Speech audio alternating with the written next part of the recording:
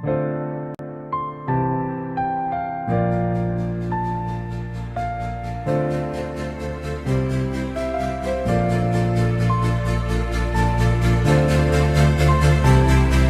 morning, Millennial Morticians. Happy Wednesday morning, and thank you so much for joining me for another episode of this incredible podcast. Well, I know you could have chosen to be anywhere, but today you decided to be with us.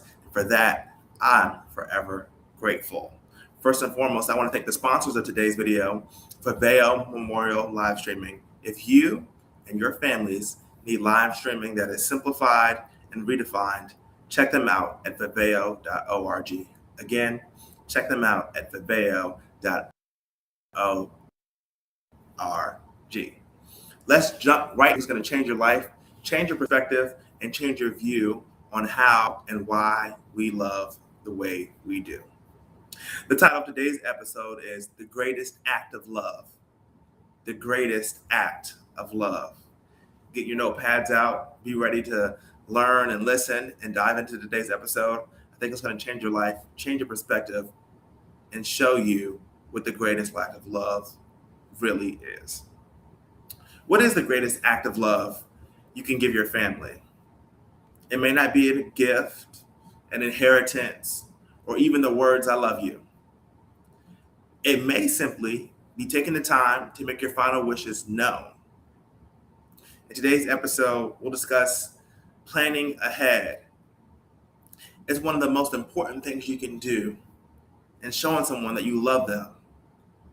It's the most selfless decision you can make. By having difficult conversations, documenting their wishes, and easing the emotional and financial burden on those you love, you leave behind more than memories. You're giving your family members peace of mind.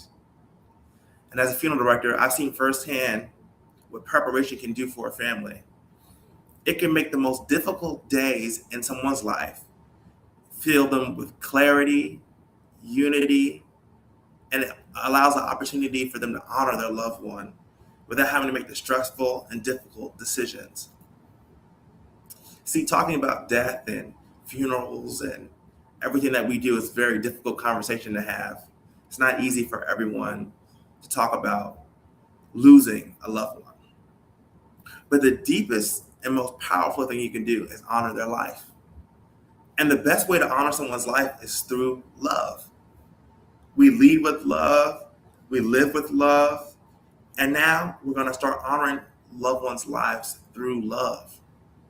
It's a powerful display of affection, being able to put together a plan to say, I love you so much that even when you're gone, there will be a plan in place, a service in place that reflects your life the best way it should, the best way it could. And we live in a world today where it's sad to say, but we're taking love out of what we do. And sometimes, in some places, we're doing what we do for the wrong reasons, and there's no love in it. And what I've noticed about that is people can feel that it's missing something, that the relationship is missing something, that the interaction is missing something.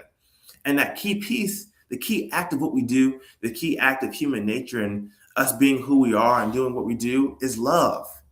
Love is the most powerful part of funeral services.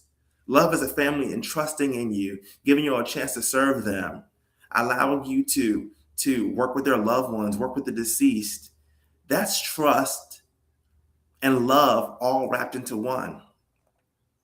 And what I've realized is we have a lot of people who can sometimes misconstrue what it really means to be in the funeral industry, or are in it for the wrong reasons or the wrong purposes, or for show or just for financial gain. That's not who we are. That's not what this is. This is a field for people who love people, who have a genuine connection, who genuinely want to make a difference, who genuinely want to make an impact on somebody's life and change their day and change how they see the world and how they think about the world. There's a lot of things going on outside of our world that don't display love, sometimes display more hate than what we can see as love. And that's where the funeral home comes in. Our love has to be consistent. It has to be consistent with every family we meet, dedicated, tested, and tried. Now, when you see funeral homes have been open 300, 400 so years, you have to ask, what started it all. And 9 times out of 10, it was the love of the community. Communities receive love so well, and they give it back in an even more powerful way. Viewers like you, the Millennial Mortician podcast, more than anything else, more than any conversation we've ever had, more than any adventure we've ever been on together, I want you to understand the power of love. And I'm talking about the true power and its true essence, what it was really designed to do. It was really designed to bring people together and help people heal. And in funeral homes all across America, we strive to do that and give our best each and every day. Whether we're in a 20-man funeral home or a 2-man, it takes love. It takes courage.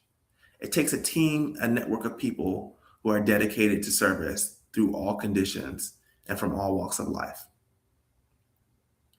So honor your family members, your friends, have the conversations, tell them you love them so much that you should start planning their services, going over some details, getting more information about their life and their story.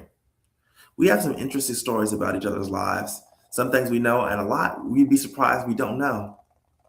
Today should be the day where you ask the questions. Share the stories with grandma or grandpa or aunts and uncles. Ask the questions. And in those questions, you'll find love and discover new things that you could only imagine to help serve your family, to help honor their life, and to help show them the greatest act of love that's humanly possible, honoring them in service. Well, guys, I'm your host, Jaden Folks. This is the Millennial Mortician podcast, a podcast that engraves, I hope it engrave you, your families, and your lives this week and in the weeks that come.